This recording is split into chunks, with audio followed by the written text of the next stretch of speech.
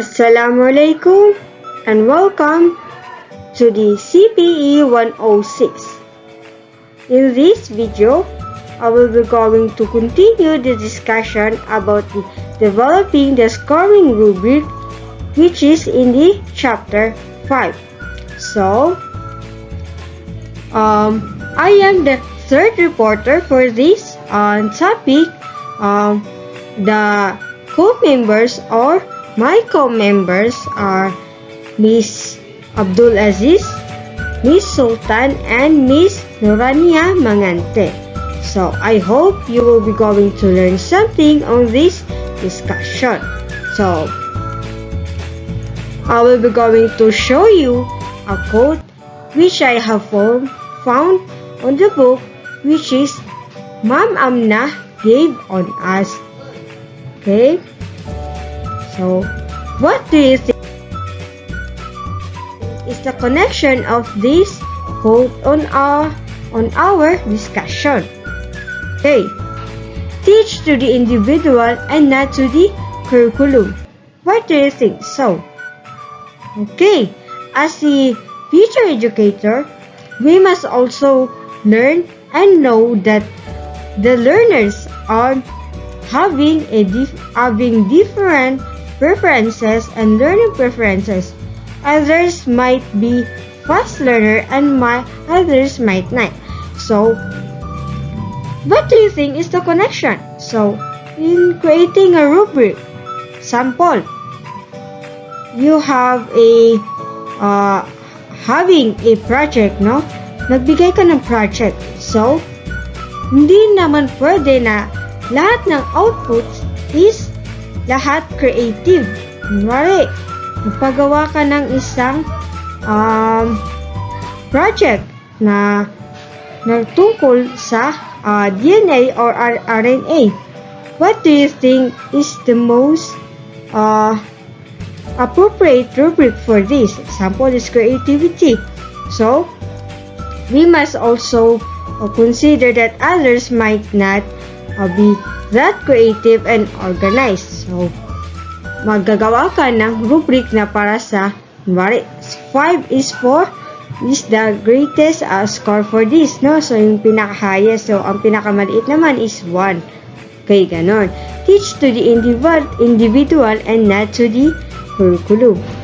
We must consider talaga yung mga learners, no? Okay. The content for this lesson is process of developing content. Second is another type of rubric, which is general and task-specific rubrics. And lastly, the importance of rubrics. So before we proceed on our discussion, no, I would like to ask you, ano nga ba ang mas maganda, kunwari? Is it more appropriate kung makakakita ka ng kunwari project? Anong mas maganda pakinggan? It is good or it is creative and organized project? What do you think so? Yes, di ba? Mas maganda yung ikalawa, which is it is a creative and organized project. Mas magandang pakinggan kaysa sa it is good. Bakit siya good? Anong pinagbasehan niya? Ganon. Okay? So, do's and don'ts. So, before tayo mag-proceed, I would like you to know and share what are the do's and don'ts para maiwasan ang interruption sa ating discussion, no? Para walang masama or hindi magandang pangyayari. Okay, first, raise your right hand if you have concern. Second is to keep silent. Don't make noise, okay? Huwag kayong maging maingay unless kung papayagan ko kayo. Okay? That's why you have to raise your right hand if you have concern. Okay. Third, do not use your gadget during our session. Bakit nga ba? Bakit hindi pwedeng gamitin yung gadget, ma'am? Ba't bawal?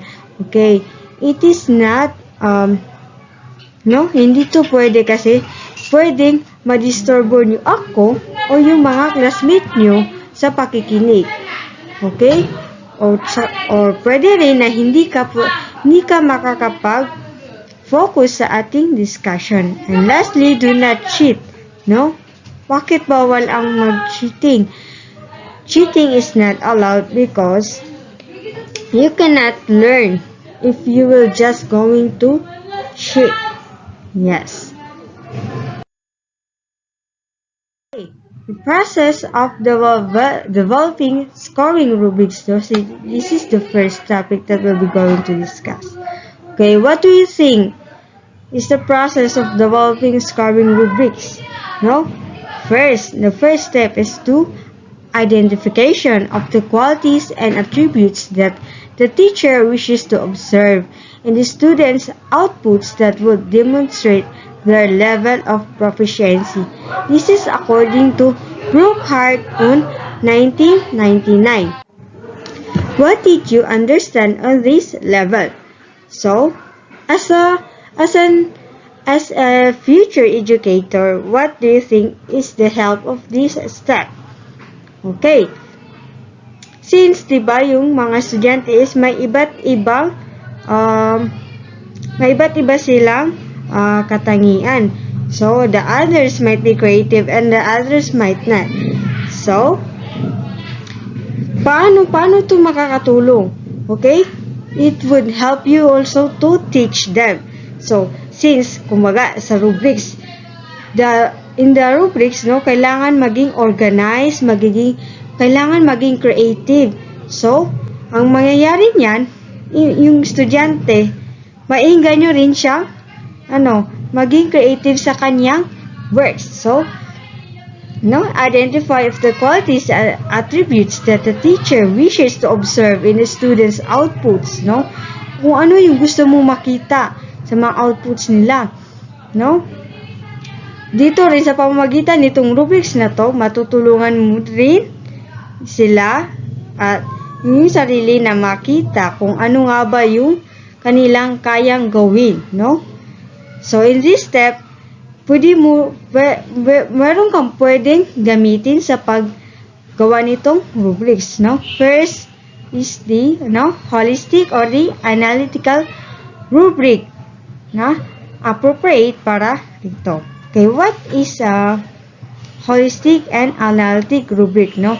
This was discussed by Miss Nahara Abdul Aziz, no? So, magdi-discuss pa rin ako nito na kahit konti lang para mas maano rin siya, no? Analytical rubric. Analytical rubric in each criterion is considered one by one and the descriptions of the scoring levels are made separately. So, in this rubric, no, nakaseparate talaga siya. Hindi siya yung kumaga 5. Ganto siya, ganto. Bibigyan mo yung student mo ng score na 5 kapag it is organized daw, grabe daw ka unique, ganon, no? It is a tool that provides clear and detailed feedback, no? In this rubric, mas detailed siya compare sa holistic rubric, no? Dito sa analytical rubric, no, yung score is makikita siya sa left side. Sa left side. Doon makikita kung baga yung organization, organized, yung creativity, etc. Then, yung scoring niya is nasa taas. Nasa taas, okay? Then, meron din siyang description. So, this is the example of the analytical rubric. Now, ayun, no?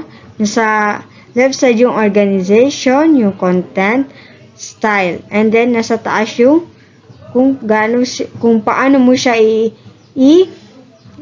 gagawin gawa ng score, no? So, ang pinakamaliit, no, para sa below expectation. Example dito sa organization is, no apparent organization evidence is not used to support assertions, which ang evaluation niya is 0 to 2 points, no?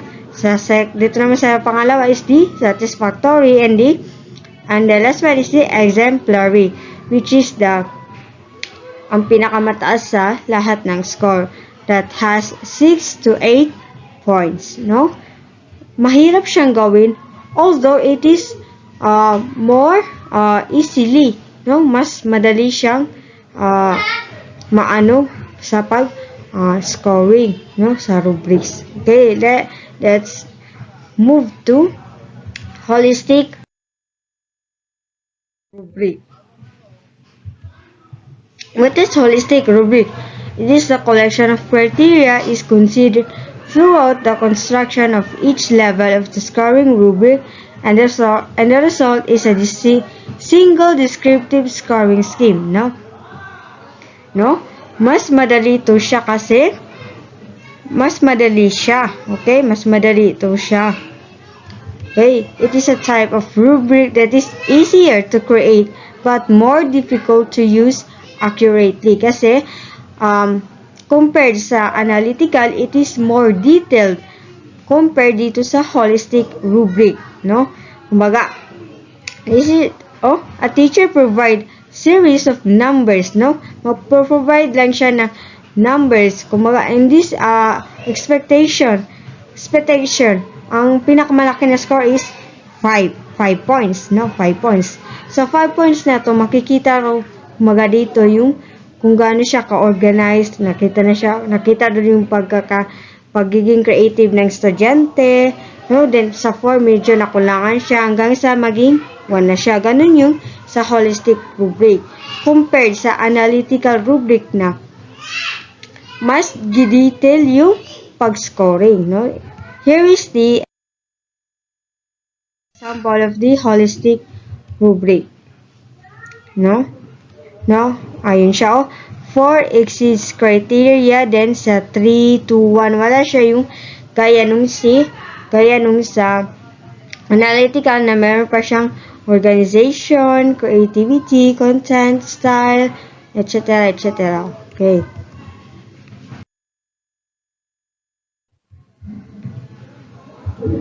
Step 2. Identification and definition of the criteria for the lowest level of performance. Bakit nga ba ito kailangan? Okay. The teacher asked to determine the type of performance that would constitute the worst performance or a performance which would indicate lack of understanding of the concepts being measured. Okay, lowest level of performance. No, dito sa step na to, pwede rin siyang anong gagawin dito, no? Ito ay para sa mga outputs ko, mga performance ng mga estudyante na may pinakamaliit, kumaga dito yung below expectation. Okay.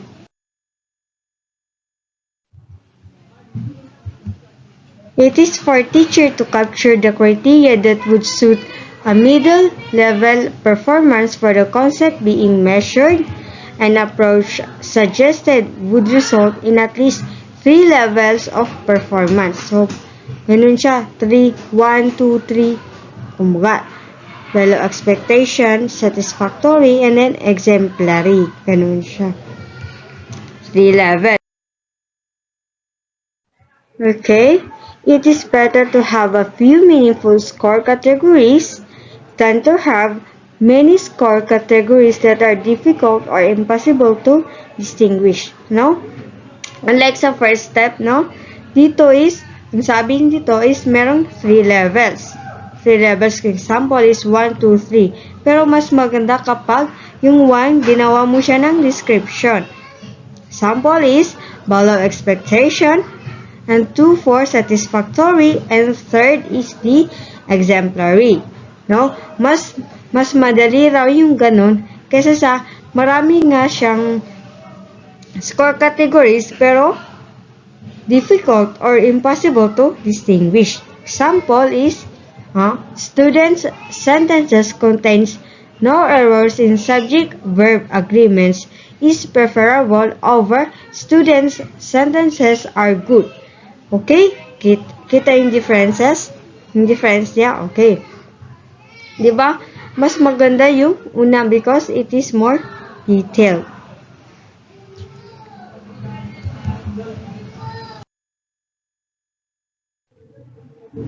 Finally, we can test whether a scoring rubric is reliable. Bakit nga ba? Why we should ask, no?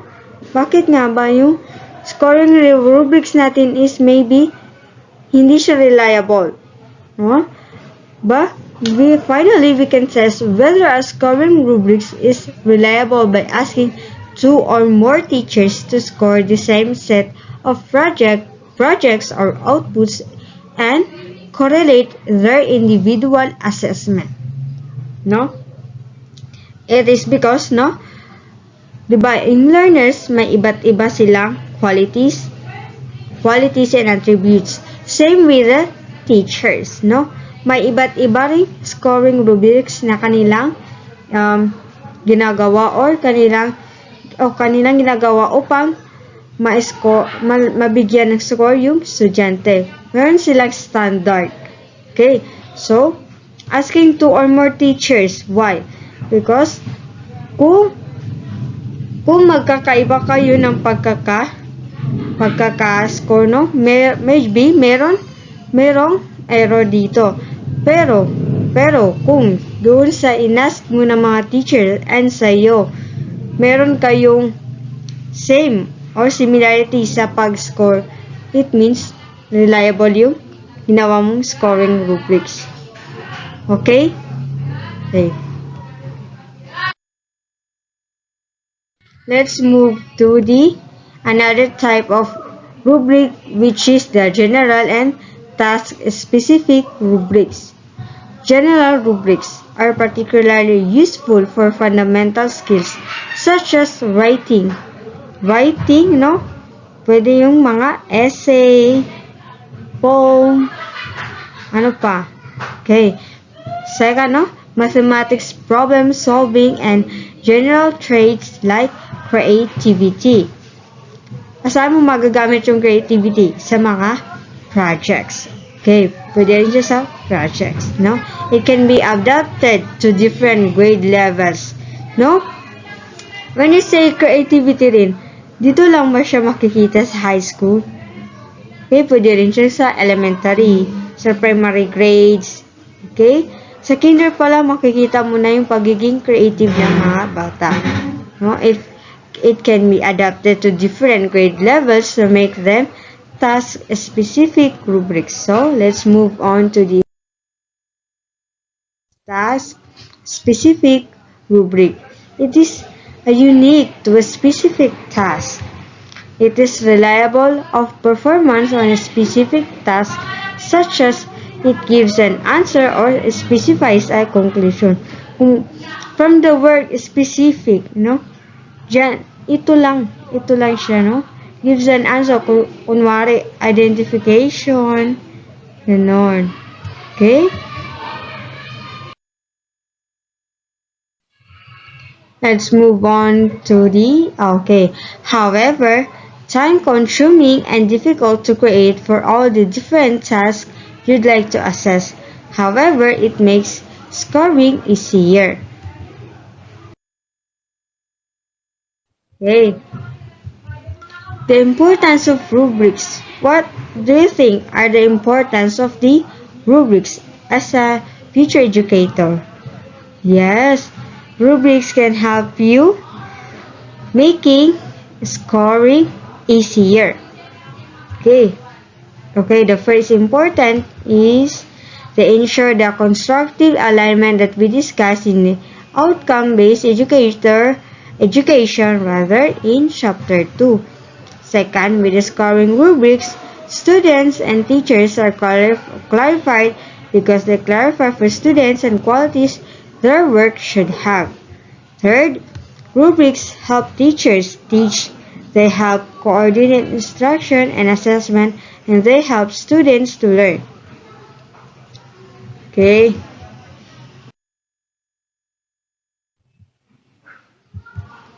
According to Brookhart in 2013, he explains how rubrics can ensure learning. First, rubrics help teachers teach. Now, when teachers develop the rubrics, they get very much clarified with the criteria by which learning will be assessed. Okay, it is more focused on what to teach and against what criteria student will be measured. No? Sa paggawa mo ng rubrics, no? The student's success will be measured.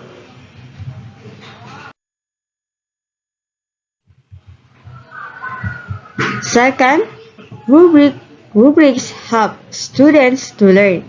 The criteria and performance level descriptions in rubrics help students understand what performance are expected of them. So, since in the rubrics, no, sample is yung creativity and the organization, no, kung gaano siya ka-organize and then gaano siya ka-creative. No. Ano nga ba? Okay? It will develop their skills on this by the help of these rubrics and the descriptions, no? Descriptions sa kada scoring.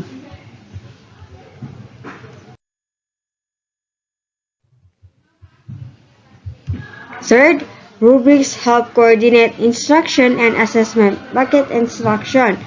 No? Diba yung mga scoring is meron siyang mga description.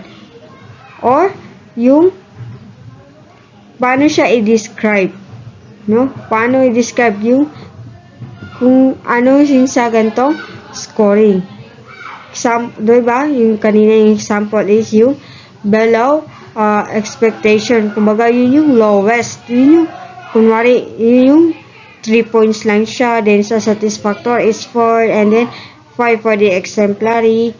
No? It helps coordinate instruction and assessment. Pwede mo rin ma-assess doon yung estudyante. Example, tingnan nyo sa DNA and RNA. No, makikita mo kung talaga bang naiintindihan ng mga estudyante yung discussion. Now, according to Brookhart on 2013, he explains that most rubrics should be designed for repeated use over time on several tasks. Students are given a rubric at the beginning of a unit of instruction or an episode of work.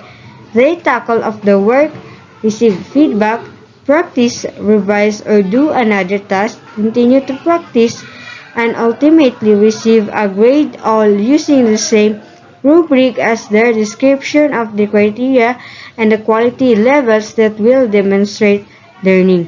This path to learning is much more cohesive than a string of assignments with related but different criteria. Okay? Furthermore, rubrics can enhance a student or learner agency. So what is agency? Agency is characterized by the student's ability to set and pursue his or her own learning goals, an important ingredient for a student's success through college and careers, and most especially at the height of a pandemic when remote learning is the way to go. That's all. Thank you. I hope you have learned in this discussion.